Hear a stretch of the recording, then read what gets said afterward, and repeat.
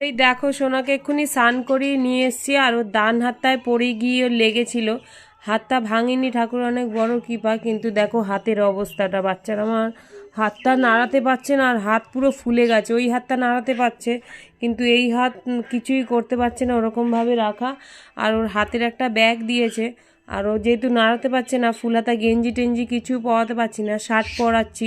আর তোমাদের দেখাও বলে এই হাফ হাতা শার্টটা পরিয়ে দেখাচ্ছি আর কি, আর ওকে ফুল হাতা পরিয়ে দেবো।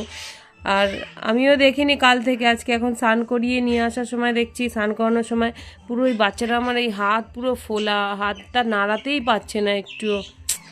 এখন এই জামাটা খুলে একটা ফুল হাতা শার্ট পরাবো, তারপরে এই যে এই ব্যাগটা দিয়েছে ওকে এই কাঁধে ঝুলিয়ে রাখার জন্য, এই ব্যাগটা ঝুলিয়ে রাখবো। মানে সত্যি এত বড় বিপদ ঘরে ছিল জানতামই না।